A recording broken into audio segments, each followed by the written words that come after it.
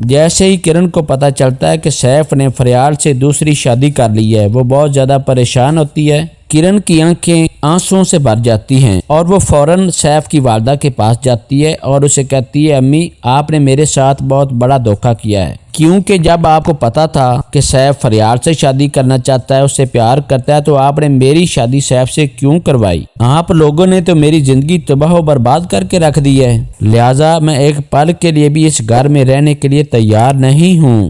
اس کے بعد سیف کی ماں کرن کو سمجھانے کی کوشش کرتی ہے کہ بیٹا دیکھو، صبر سے کام لو، صبر میں ہی اجر ہے، صبر کا ہی پھل میٹھا ہوتا ہے، جو کسی کا گھر تباہ و برباد کرتے ہیں ان کا گھر بھی تباہ و برباد ہوتا ہے، لہذا بیٹا تم صبر سے کام لو، سب ٹھیک ہو جائے گا۔ وہ کہتی ہے کہ جب سے میری شادی ہوئی ہے میں سیف کا غیر اخلاقی رویہ تب سے برداشت کرتی آ رہی ہوں، میں سمجھی تھی وہ آج ٹھیک ہو جائے گا، کل ٹھیک ہو جائے گا، لیکن اس نے اب تو حد ہی کر دی ہے، لہذا میں جا رہی ہوں۔ تو دوستو اس کے بعد کرن اپنا بچہ گھر چھوڑ کر چلی جاتی ہے۔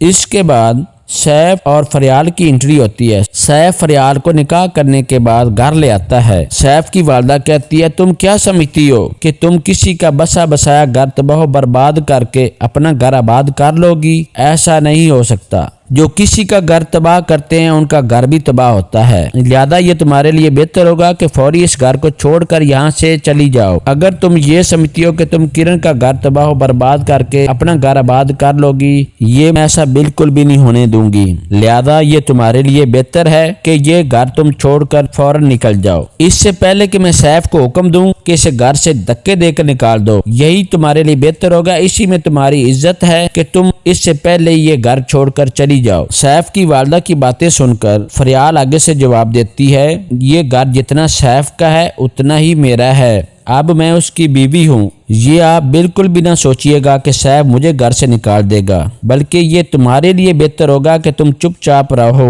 کہیں تمہیں ہی اس گھر سے نہ نکلنا پڑے۔ ان دونوں کی باتیں سن کر سیف بھی وہاں آ جاتا ہے اور وہ اپنی والدہ اور فریال سے کہتا ہے کہ جو کچھ ہونا تھا وہ ہو چکا، اب آرام سے رہو، آپس میں لڑائی جھگڑا نہ کرو۔ لیکن دوستو سیف کی والدہ فریال کو بالکل گھر میں قبول کرنے کے لیے تیار نہیں ہے۔ سیف کی والدہ سیف سے کہتی ہے، دیکھو کرن کتنی معصوم تھی، اس کا گھر برباد کر کے تم لوگوں کو کیا ملا؟ اب بھی وقت ہے، اسے گھر سے نکال دو اور کرن کو واپس اپنے گھر لے آؤ۔ تو دوستو اس کے بعد سیف اپنی والدہ سے کہتا ہے، ایسا اب ممکن نہیں ہوگا، نہ تو میں فریال کو یہاں سے نکالوں گا اور نہ ہی کرن کو یہاں آنے دوں گا، نہ اسے طلاق دوں گا اور نہ ہی اپنا بچہ اسے واپس دوں گا۔ سیف کی یہ باتیں سن کر سیف کی والدہ کہتی ہے، تو پھر ٹھیک ہے، میں ہی اس گھر سے نکل جاتی ہوں۔ دوستو پھر ایسا ہی ہوا، سیف کی والدہ گھر چھوڑ کر چلی جاتی ہے۔